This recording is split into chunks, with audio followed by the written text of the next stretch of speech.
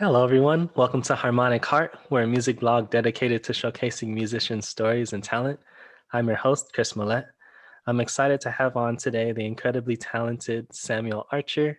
He is a artist, songwriter, arranger, producer, engineer, all around music person, professor, I believe filmmaker, and soon to be author. So I'm really excited to learn more about his story. So welcome, Mr. Archer, Sam. Thanks for having me. How are Yeah, you doing yeah. today? I'm good. I'm good. Yeah, feeling great. Glad to have you on. And yeah, Okay. just an experienced person. You have an extensive catalog and a lot of collaborations as well. So Mhm. I'm excited to learn your story and maybe learn a little from you. Okay, nothing wrong with that. Nothing wrong with that. Yeah, you just released a great song called Quality. Yes, I did. Yes, I did. Mm, And quality had a lot to do with. I actually wrote it around 9/11. I was living in mm, Brooklyn, New York, mm, at the time when 9/11 occurred. I was at mm, work, and the administrator. I was at a school teaching, and the administrator came into the office that morning and said, she was looking for radio. These elementary schools, we don't have radios and TVs up mm, waiting to be turned on. It's normally a video that you pop into these units. mm, So mhm, anyway, we ended up getting on the 1010 winds, and she said, on my way, I heard a plane went into one of the buildings. mhm, And so it was like a crazy experience. By the afternoon, there was a lot of where the school was located, where I worked. There was a lot of ashes coming through the air. It was really a sad day.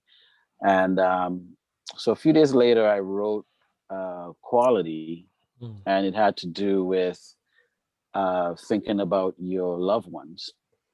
So in the mm, song, it sounds like it's just about a significant other. But mhm, if you listen to the song, the lyrics clearly, it can be a family member, it could be your parents, your siblings, mm, friend, And I didn't say 9/11 in the song, mm, but I generalize it to any form of disaster. If it's a mm, tornado, if it's a tsunami, it's your house burn on fire, it's an right. explosion, whatever it might be. Mm, Um, so the song I said, I was a couple miles away when I heard. I couldn't believe what the radio had to say, and then at mm, my mhm, moment, my mind ran anew. So a lot of times we start thinking of the people that's close to us right. during adversity, and it makes you see how fragile our lives are, and so it sort of prompts you to want to spend quality time Mhm, mhm. with that person. So that's pretty much the basis of the song. Wow, yeah, yeah, it's just such a, Mhm. deep context to a beautiful song. And yeah, a lot of times it is, those, either tragic moments or, moments that scare us and, shake us up to put into perspective the things that we really care Yeah, about. and we're actually going through the pandemic right now, so Yeah. and I didn't even think about it. It's the engineer that actually worked on the song. He said, Mm, Sam, we're going through a pandemic right now with mm, folks can't visit each other as we want to, and we lost a lot of lives during this process. He mhm, says this song is timely for right now, mm, and mhm, he's right. mhm, So that was another twist to this I don't know, mysterious situation, why I just felt like this song was ready to be part of a project. And it's actually mhm. part of a project that I have coming, entitled Soul Music Vineyard. So it's one of the Oh. songs that's featured in the project. Mm, mm. So hey, we'll see how it goes. Oh, okay, sweet. I think, yeah, certainly, 9/11 and this pandemic are also moments that are leading to, a significant change, like the world Hmm. afterwards are going to be just, really different. So I think That's that's true. interesting too. Yeah, That's what can you true. tell us about this, upcoming project that you have? So In reference to the book is actually out, so I am the author. Oh, an um, author already. All right. yes. So uh, a young lady by the name of Shawnee Walker, who was formerly of the group Fatal that was signed to Flavor Unit. Hmm, hmm, Or is hmm, it Fate? Is it Fate? I think hmm, the group was Fate. I hmm. don't want to mess up All right. the um, the name of the group, but Hmm. they were signed to Queen Latifah some years ago. Oh. She did the monologue. She read the book for the audio version. Hmm. So I'm there editing the audio version, and I said to myself, I'm talking about the hybrid executive because that's the title of the book, hybrid executive, which is really geared for today's artists. Hmm. And Hmm. Hmm. I'm talking about, you know, the music business and the industry. Hmm. And I hadn't put anything out for myself in a few Hmm. Hmm. years. Oh. I was actually working with my former girlfriend at the time. Her name Hmm. is Nadira Noorjahan. Hmm. And we recorded a lot of records between, I'll say, 2013, 14, around there, Hmm. to present, because we still work on the musical side. Hmm. And so you know, my credit really goes there, but I didn't do anything for myself musically. So I said, maybe before I put out the audio version of the book, which, it's actually going to move a lot faster. I said, I need to have something with, some recent material that I've put out. There's Hmm. one thing to have a book talking about all the stuff that people can do, but I also Hmm. need to give them a reason why they should read Hmm. why they should read the book. I should Hmm. also be in the field writing, Hmm. producing, Hmm. distributing music, and actually I should embody what the book describes as a Hmm. hybrid executive. Hmm. So it's somewhat like I don't know if you've followed Quincy Jones, but Quincy Jones has for me, he has two groundbreaking projects. One is Back on the Block, Hmm. and the other one is Juke Joint. Oh. Hmm. And basically, those two records, he has a conglomerate of artists on there that Oh. he collaborates with. Hmm. The latest person that has been doing something like that is Robert Glasper. I don't know if you're Hmm. familiar with Hmm. him. Hmm. He's been putting out projects like Black Radio Hmm. and Hmm. some other. He's been doing a lot of collaborations. He's one of the Oh. few jazz artists that's crossed over to soul and R&B, Hmm. and has Hmm. been putting out music. And then he'll feature folks like maybe like a Lettucey or a Jill Scott or Erica Hmm. Badu. To some of the some of the who's who, and he'll put these records out. Hmm. So my album concept is somewhat like that. It's just that I could sing better than Robert. All right. So I do have a few songs where I'm actually singing, and then I have Mhm. some collaborations where I'm Ah. producing other artists, so there are features Mm. on there, and then I Mhm. have some instrumentals on there. So it's just Mm. my own twist of um, uh, doing a project where it culminates a body of work. Some of the stuff has been recorded years ago. For example, Quality was really recorded in the early 2000s. Mm, mm, I didn't mhm, do anything. I didn't touch the vocal. mhm, All I did was update the instrumentation and mm. release it. So those Oh. vocals, I wonder if I could sing like that still, right? But those vocals Yeah. were recorded in the early 2000s, Mm, and folks are hearing it now for the first mhm, time on a public scale.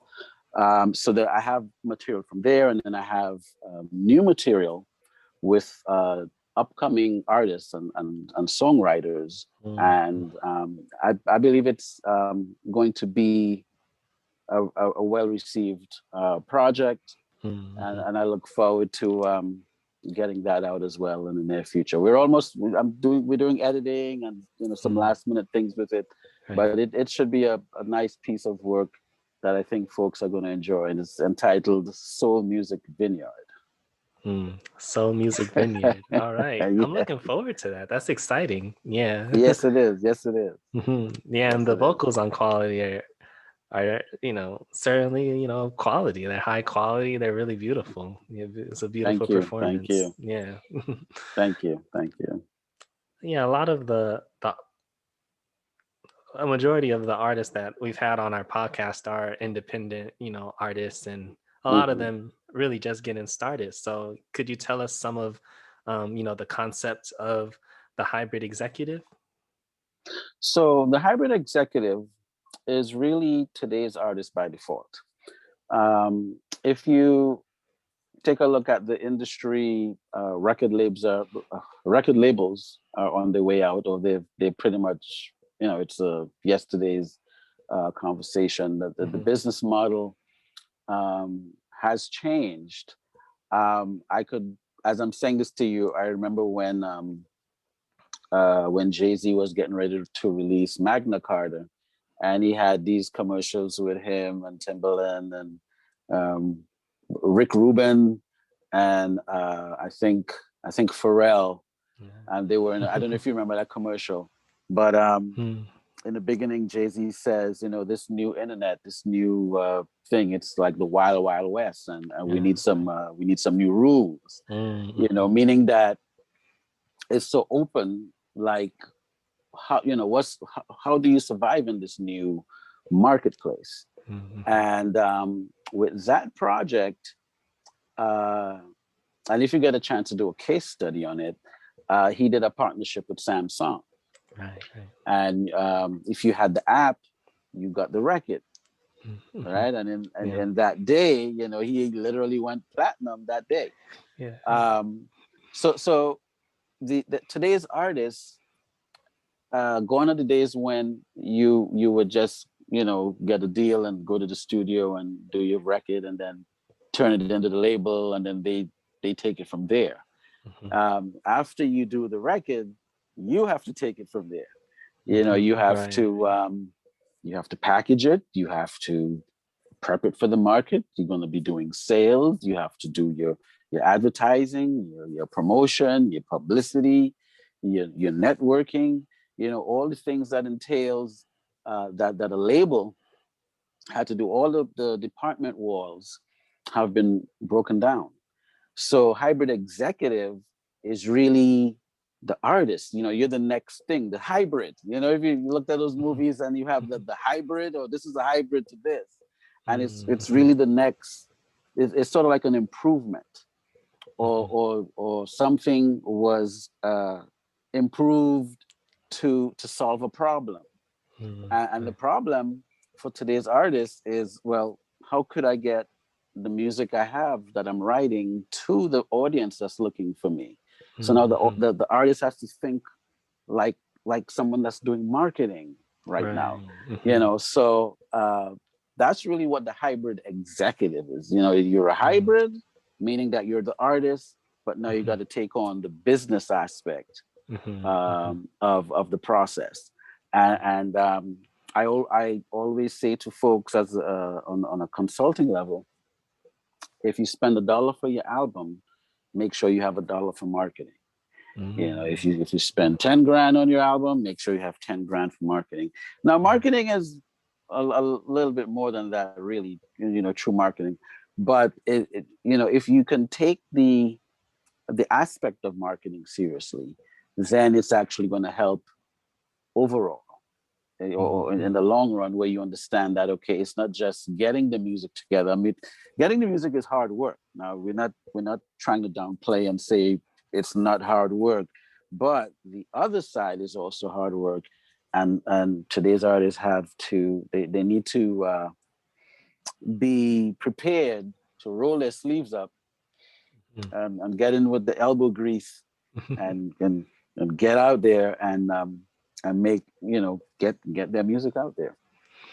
Right. Yeah. Oh man. Yeah, it's definitely timely. It's super relevant. Yeah. Yeah, hmm yeah.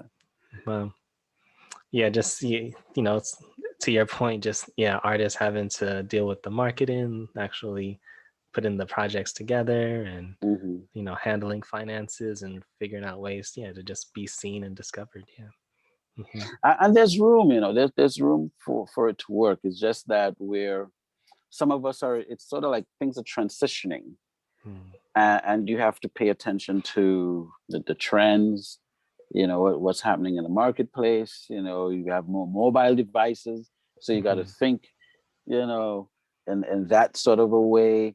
Mm-hmm. Then you have the streaming thing. Now we're talking about NFTs, Right, right, yeah. um, which is really a cool concept, once you start understanding what that is. Mm-hmm. It's another way that hybrid executives, that's we have to start thinking like that. Mm-hmm. Mm-hmm. The streaming aspect certainly needs to be updated, but there are ways to work your streaming strategy together, and get those spins. Mm-hmm. So it, it, it's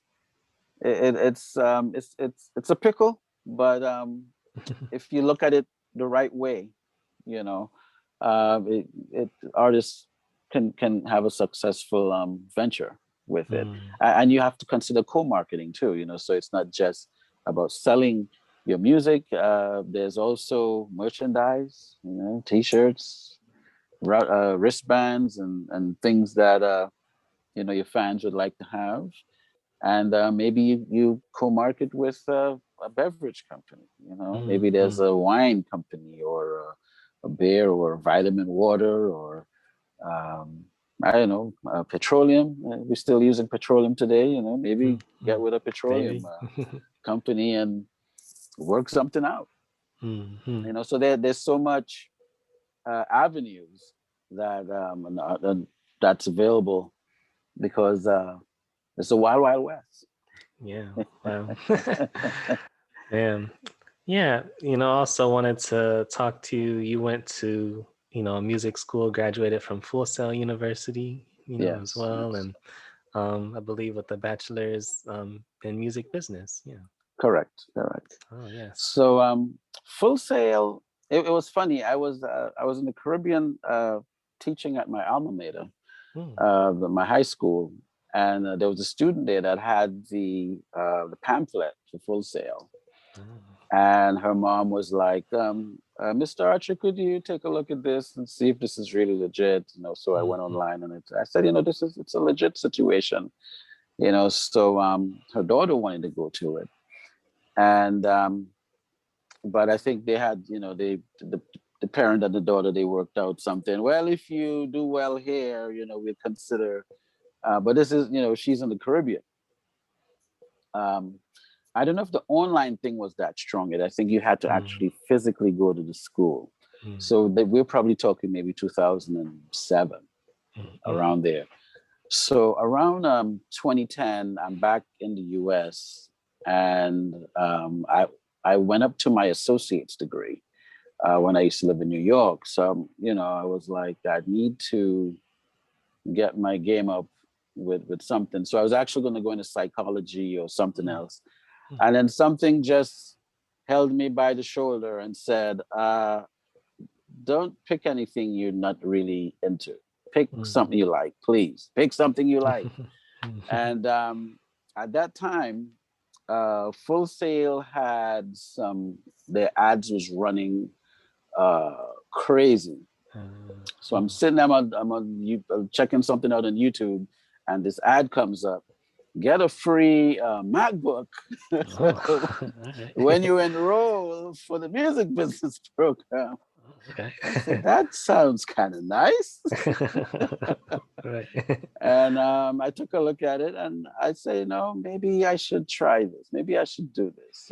I felt that calling me, because I was in the industry for a while, and some things I understood, some things, you learn on the way, and some things you just don't understand.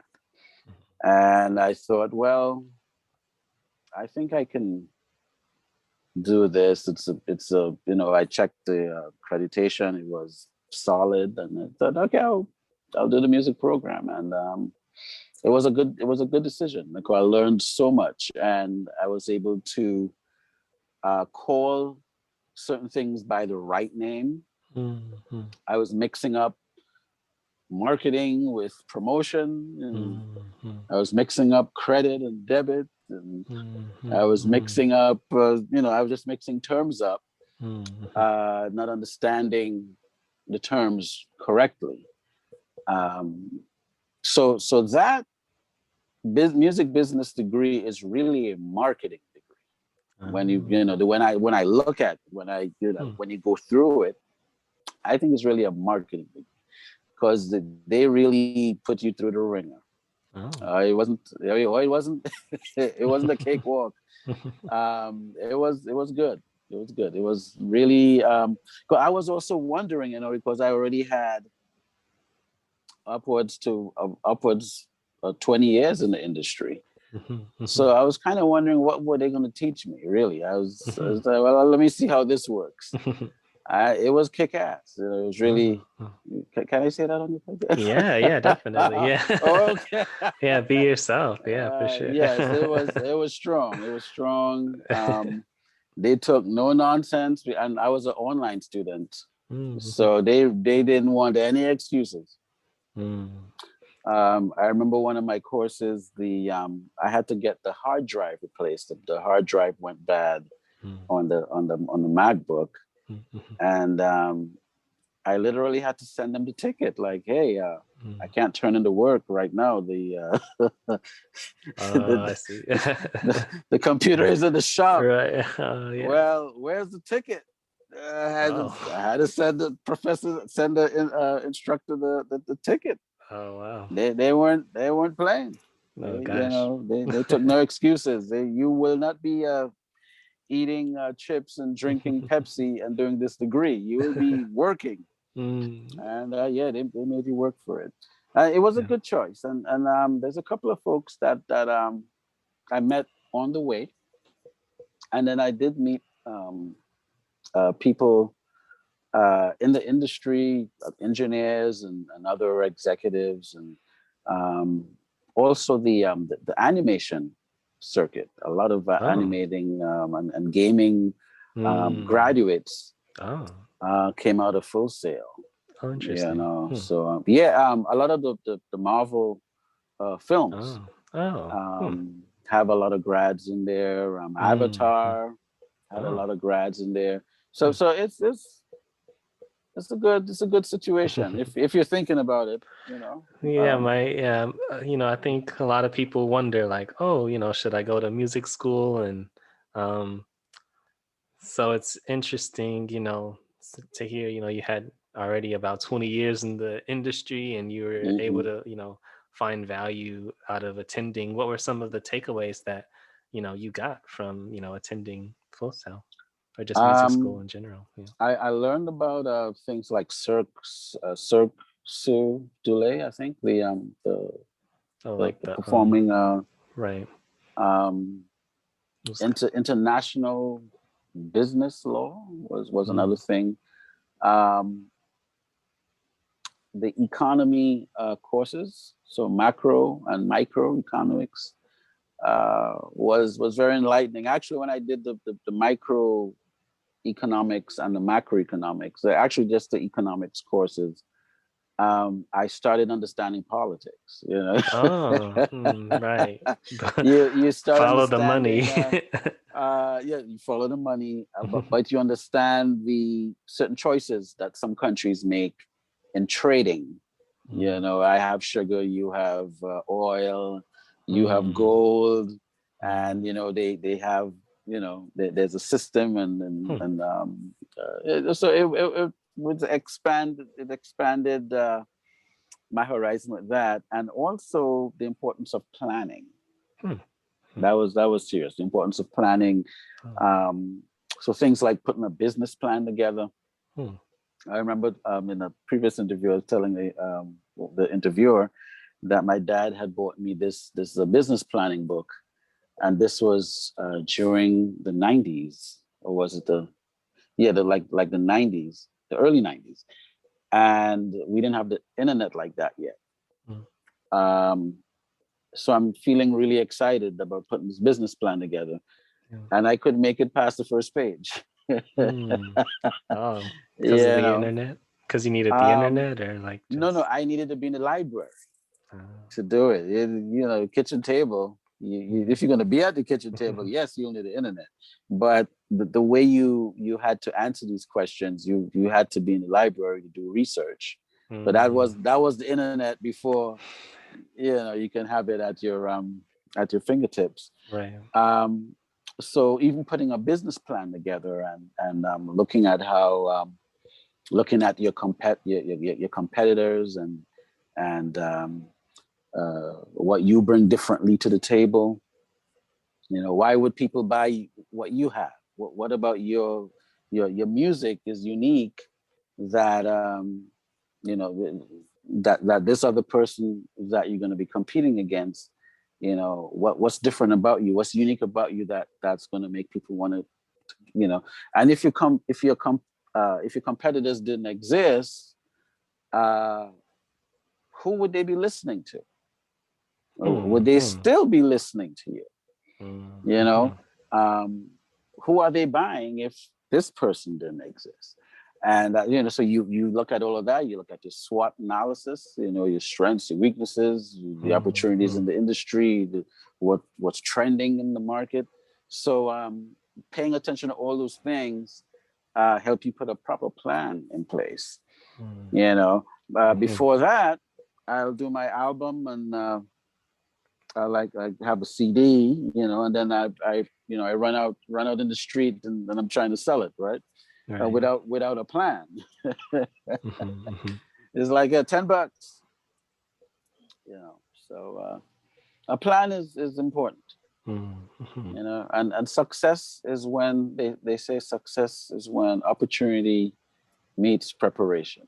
Mm-hmm. And you know, if you prepare with a plan and there's a great opportunity, then you're ready to go.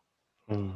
Man, well, wow. You know, yeah, you shared that in yeah, Full Sail, you learned a lot about, marketing and the business side, but you're Hmm. also, multi-talented musically. So yeah, what are some of the ways you developed your various music skills? So when I was growing up, uh, well, when I was younger, I'm still growing. I didn't stop growing yet, but when I was a lot younger, in my church we had something called the Joyful Noise Orchestra, Mm. and one of my mentors, I call him Mr. Errol Phillips, and there was another gentleman by the name of um, we call him his name was Anderson, and this orchestra had um, percussive instruments and recorders and guitars, and we had melodicas. I played a melodica in there, and the Mm. melodica is like a keyboard, but you blow into it, Right, and right. you know there was harmonicas in there, um, and what that did for me is that I will you know, either mess around with the guitar a little bit, learn one or two chords from that, from the Mm. person who was playing guitar. Then Mhm. I'll play the recorder a little bit. The director, he played violin, you know, so I'll Oh, understand. Now I uh, didn't become proficient in the instruments, mhm. but I understood the feel of the instrument. Mm, So mm, um, many moons later, when I started getting into production mm. or arranging music Right. or sequencing parts, Mhm. because I understood what each instrument did within you know, within how you would line up an orchestra. You know, you'd have Right, right. your wind, you have your percussion, you have Mhm. your stringed and all these Mhm. different things. Yeah. There's a certain design Mhm. um, to get the best out of it. So when I'm doing a track, I'm thinking in that dimension. I'm like, okay, the piano is going to do this, the drums is going to do this, the bass is going to do this. I may have some keyboard lines doing something. And that was really the key, was just understanding the feel of what each element would do within. So when I see an orchestra, it's exciting because each person is just playing maybe one or two lines and the whole thing, but together it's magnificent. It's majestic. It sounds like wow, and even in a choir, you have the bass, you have your tenors, your altos, and then you have your sopranos. And again, it's a design. Right. Yeah. And when they all sing their parts, you hear the harmony, like Harmonic Heart, you hear the harmony. Yeah. It really sounds like, wow, this is mind blowing. So I will encourage folks to, get a chance. You can just go touch an instrument, go to the music store where they sell instruments and just play the conga a little bit, see how it feels. Play the wind chimes, see how that feels. Pick up a guitar, and one might call your name and say, "Hey, this is you." Right. Sit on the drums and see how that feels, and then that gives you. That's if you're going to go into like production. If you want to be like a Teddy Riley or a Timbaland or a Rodney Jerkins, or you want to be like Sam, Right. Yeah. Yeah. Oh man. Yeah, and you've collaborated with a number of great artists. I was curious what it was like working with B2K and 112. Ooh, wow. Okay.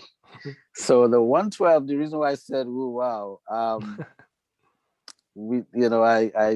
had a little discrepancy with the 112 situation. It's not necessarily for public consumption, but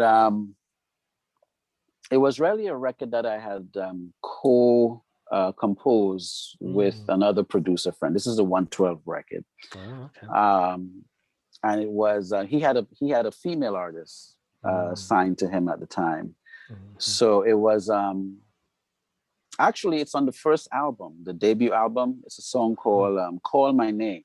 Oh, wow. And so when you get a chance, check that out. Yeah. And I'm playing keyboards on there. Oh, wow. So these were the days where you would, if you're working out a song and you're playing chords and, you're not really sure where the song is going to go. You're creating a, when they're fixing a building and they put wood and stuff outside. So it's not, they haven't really built the wall as yet, they just sort of working on how they're going to structure it, so you have the lines. That's like a theory, you're putting a theory together, and then when you finish prove your theory, then you tear it up because now it's proven, right? So I was supposed to go back in to the studio and replay that music. I was supposed to replay those chords, replay the, so what we did there, that was just the composing, or should I say the creation session. And we did that, and probably like about a year or two later, the producer ended up working something out with Bad Boy, and 112 ended up on that record. So I didn't physically meet 112. And then the young lady who wrote the song, because she wrote the lyrics to the music. She called me one day, and I think they had just put out a single with Biggie. The first single from the album, I forgot the name of the song, but Biggie appeared on the single. And so she gives me a call. She said, "Yo, Sam, when you get a chance," she's like, "Yo, do you have the new 112?" And I'm like, "No, not yet." And I'm a Jodeci fan by that time. So she said, well, get the 112.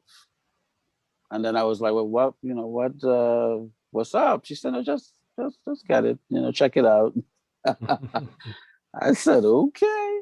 So I picked up the cassette probably a day or two later, and I'm listening, and then the song comes on. I'm like, and sometimes when you work on something, it's sort of just, you just hear it, you're like, that sounds familiar, and yeah, call my name was on the record. Oh, that's so cool. Wow. So the B2K situation was a little bit different, a little bit more organized, a little bit more professional. Now, I didn't meet B2K personally either, but this is how that story went. I was actually touring with a soca band. Yeah, you like soca music, by the way? I do. Yeah. I've heard. I mean, I've only heard a little of it, but I've enjoyed it, and it's been in like Okay. restaurants, and we've eaten great food. So we gotta get you situated. Yeah, please So do. Please do. so I come from this tour. We did it was a band called OSHA. We did St. Thomas, we did St. Croix, St. Martin, Anguilla, and we did a couple of concerts. So I come back from the tour, and I have this friend. He was working he used to be at Mercury initially, and then he ended up at Jive Records. That's gentleman by the name of Dave McPherson. You might have heard of him. Yeah. So I called him up. I say, hey Dave, I'm back in town. What's going on? He said, yo, I need a song. I'm like, okay. So I, like 2 days later, I write the song called Baby Girl. And I head down to Jive, and I played for him. They had a writing room in the back on the floor. So I played and sing Baby Girl. And he says, yeah, I like this. And I played some others, but the Baby Girl song kind of, stuck a chord.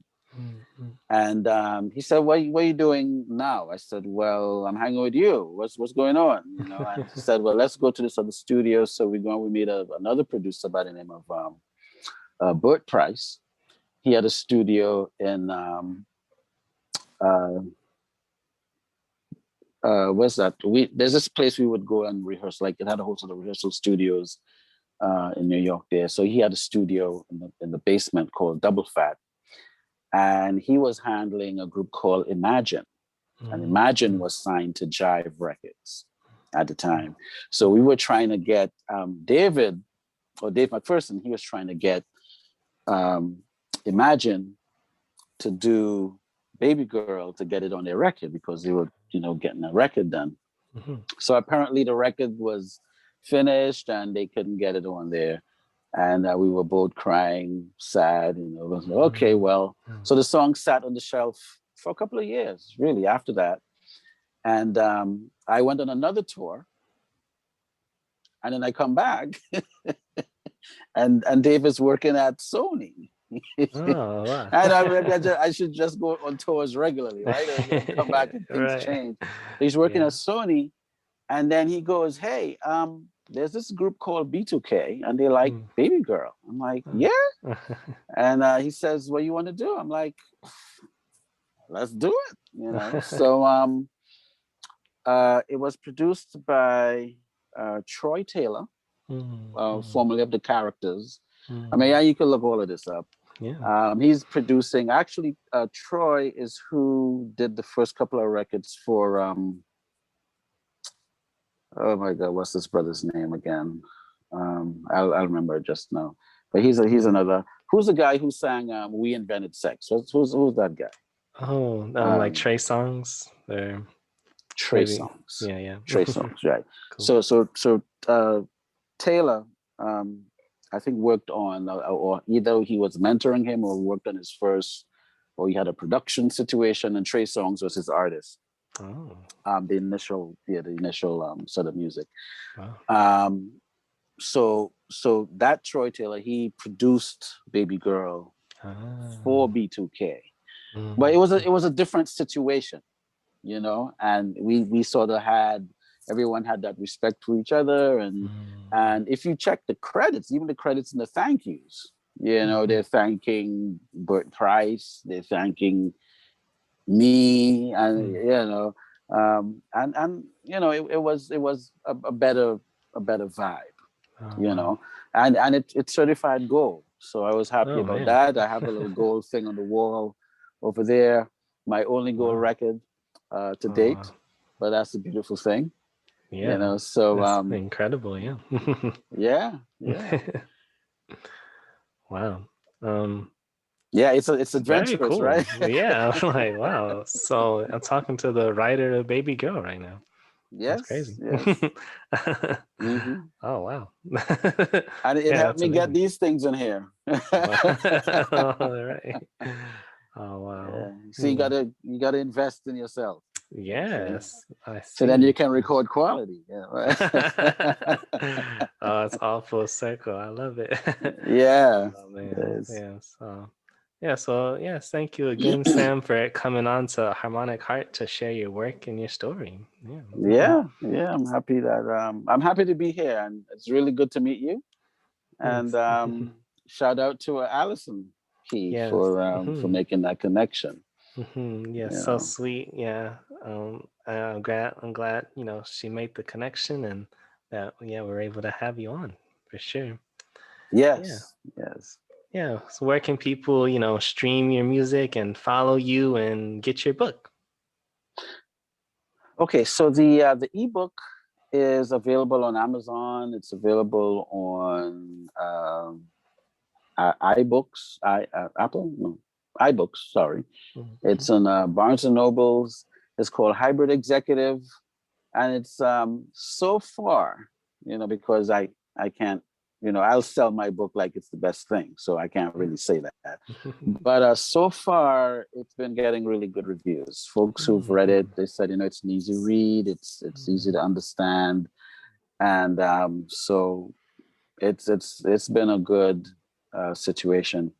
Now I am handling the print version for right now. So if folks want to get the print, they will have to go to thehybridexecutive.com, thehybridexecutive.com, and then they can either order it there. It's actually my website. It's samsdigital.net, which is the same thing.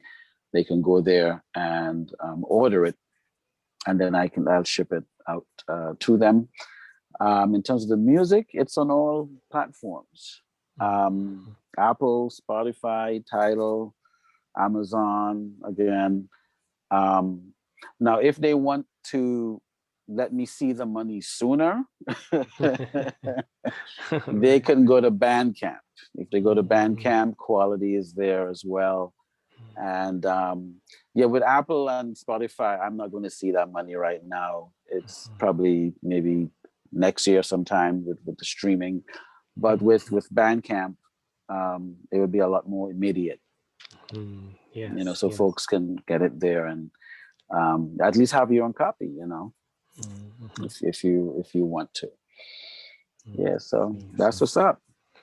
wonderful. Yes. Well, everyone, get the book and stream quality and the upcoming album as well coming out.